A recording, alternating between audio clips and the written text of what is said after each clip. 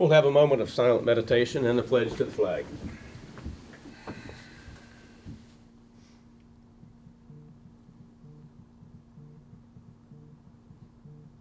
Thank you. I pledge allegiance to the flag of the United States of America and to the republic for which it stands, one nation, under God, indivisible, with liberty and justice for all. Good morning. I'd like to call to order this meeting of the Monongalia County Commission for April 29th, 2020. All commissioners are present, and we shall begin with consents and approval. Good morning. Good morning. Morning. You have 6 exoneration listings for $950.13. Vouchers, General County, $31,268.72. Coal severance, $852.03. 911, $1,031.63. Mason-Dixon Park, $1,056.38. That one in Camp Muffley was a mistake. It should have been in Mason-Dixon Park. No problem. The assessor's valuation in the amount of $5,082.20. Purchasing card vouchers, General County, $20,552.25. Magistrate Court, $40.07. 911, $157.45. Home confinement, $148.50. Mason-Dixon Park, $33.87 for a voucher total of $60,223.10. Position vacancies for boards and authorities, Board of Zoning Appeals, Mon County Planning Commission, Mon County Development Authority, Camp Muffley Advisory Board, Abandoned and Dilapidated Enforcement Agency, Mason-Dixon Park Advisory Board, Region 6 Planning and Development Council, Historic Landmarks Commission, Mountaineer Trail Network Authority, and then fiduciary orders for April 29th. Move for approval. Second. Been properly moved and seconded for approval. All in favor? Aye. I don't see that we have any new employees or personnel changes listed, but if there are some, seeing none, we'll move to comments from the public. We are now open for comments from the public. Seeing no one step forward, we are now closed for comments from the public. And Colleen, do we have grants? Yes, sir. We do not. Do we have correspondence? We have one. You all received an email from Bird White regarding the 2020 court maintenance plan. Yes. Okay, and I had a couple, we did receive that, we all received that link to the core maintenance plan. Yes. If you click on the link, it takes you to the map. And then I also received a letter from West Virginia Catholic Charities wanting to know when we deliberate the $100,000 per given to us by the state, whether to keep them in mind, and basically the same letter from JanCare, ambulatory service. So getting a number of those type of letters, but I just wanted to make sure I mentioned those too. Okay. Is there any unfinished business? No, sir. Okay. Hearing none, we shall move to new business. The first item on our agenda, I'd like to move that we go into executive session in accordance with West Virginia State Code, Chapter 6, Article 9A4, Section 9, for a quick discussion. Second. Been properly moved and seconded to go into executive session. All in favor? Aye. Okay. We'll be going. You can stay here. You stay here. We're just going to be about We 10 will minutes. retire to the back for the executive session, and this will be, we're going to put them on a 10-minute window.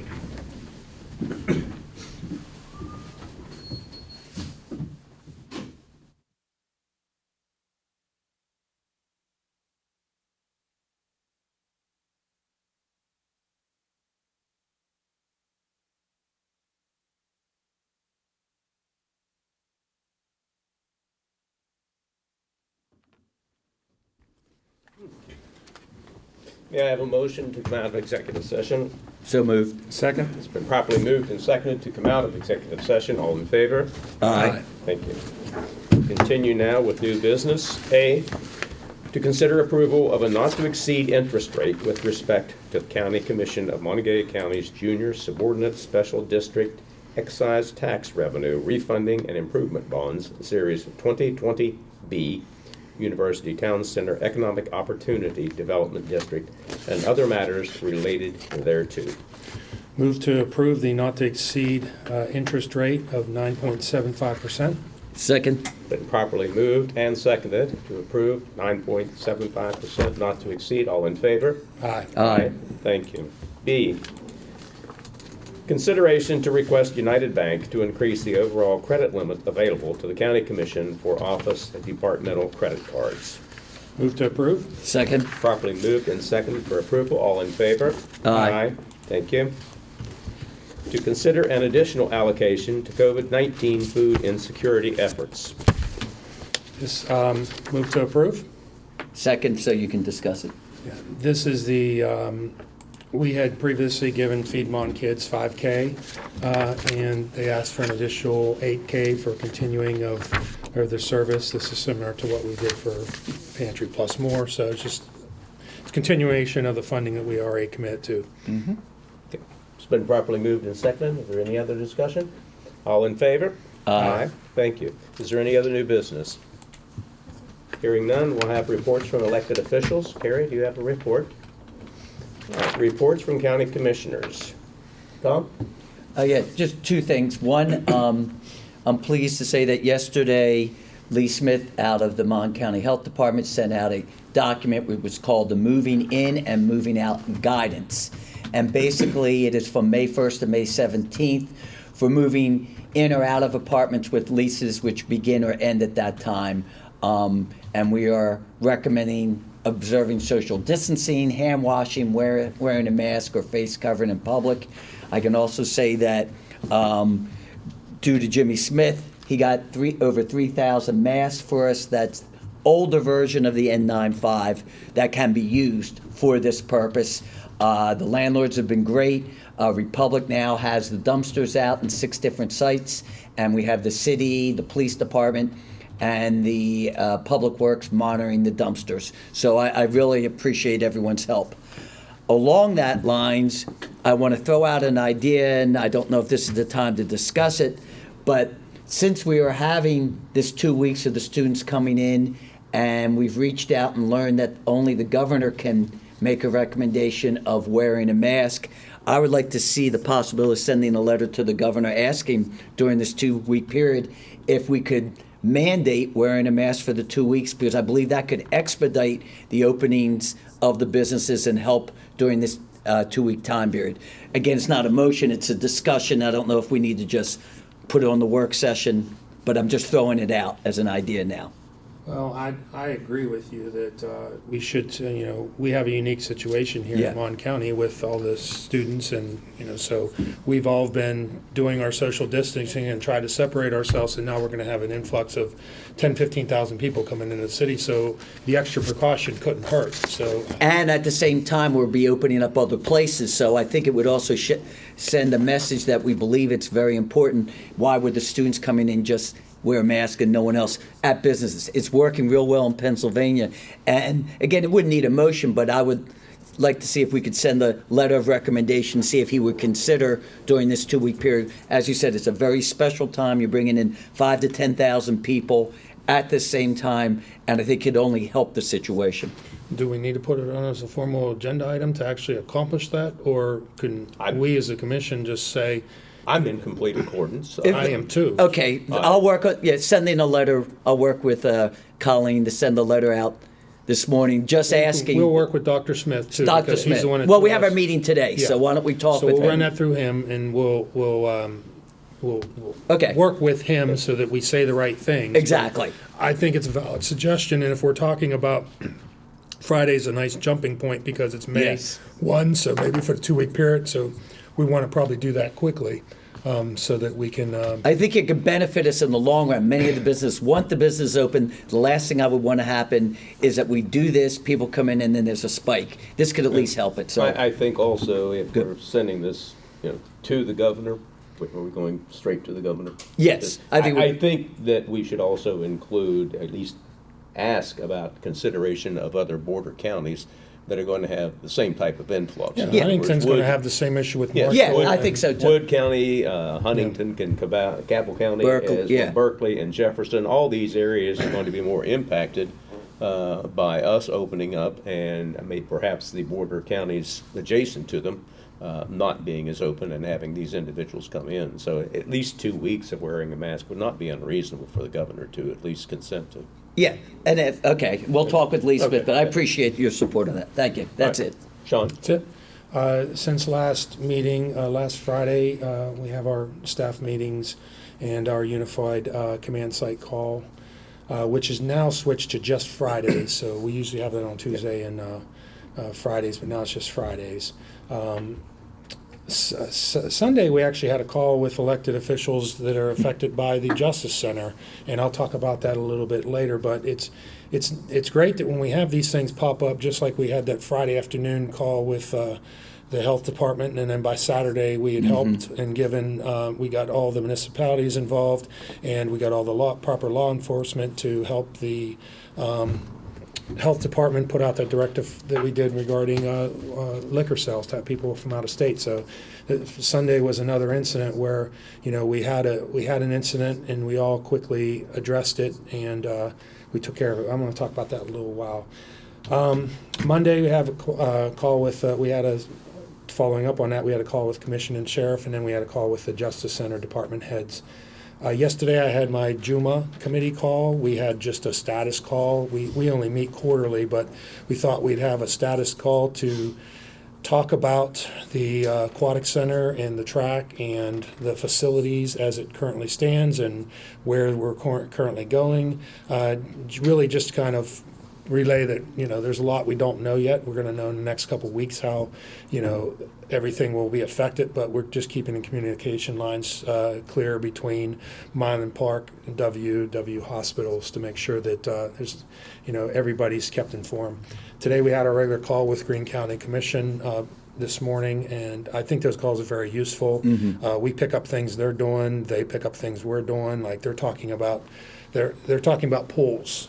And they probably have the busiest pool in the region up there in Waynesburg, and how their plans to possibly be open or when they can open. We've had discussions about High Point, which sits in Mount Morris, but obviously the owners are from Morgantown. Yes. They get a lot of traffic from Morgantown, so it's really useful. Tom shared information about move-out day that they can share with Waynesburg College and share with any entities that might want to, don't have to reinvent the wheel. They can use our practices to, for things they need to do, and they're giving us ideas. So it's a good conversation, and even outside of this COVID pandemic, I think we should probably, have regular conversations like this. Today's a regular day, and then we have our county operations call at noon today. It's a call amongst all of our elected officials to kind of just talk about the crisis, how our employees are doing. And specific to today, we were starting to be proactive. Well, we've been proactive, but we're looking forward in regards to the opening and more people being in our buildings, more of these offices opening up, and being ready for that. So we're doing a lot of work. Obviously, our facilities director, Bobby Doyle, is front and center with a lot of that in regards to the changes we need to make to the building. And we're asking for suggestions from all these offices. So we're going to have, I hope, a very productive call this afternoon. Originally, we thought May 4 was our deadline because that's when the Supreme Court order ended, and now it's May 15th, so we got time to kind of phase in, put things in place. We're talking about all kinds of security precautions, and we're not just dictating that. We're asking for the people that are affected, the people that are going to have the customers, the people who are going to be facing the public, for their suggestions. So I think that's a useful call. Tomorrow I have Milan Park Executive Committee call. And Friday, we have our meeting with staff and then the Unified Central Command call.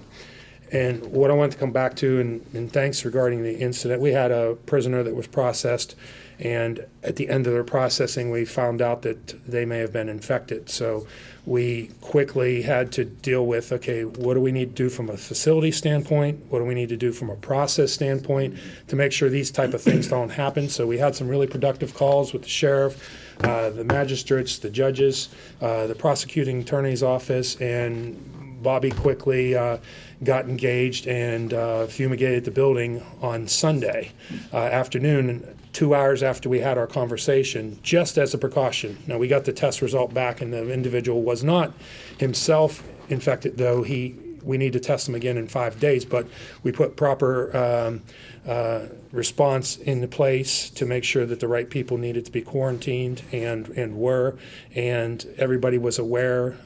Again, we went ahead not knowing what the result was, but we fumigated the building for the ease of mind for the employees that work in that building, because that's one of the most important things is, may not, just to put our employees at ease when they come into work, that they're coming into a safe, secure, sanitized building. So that's very important.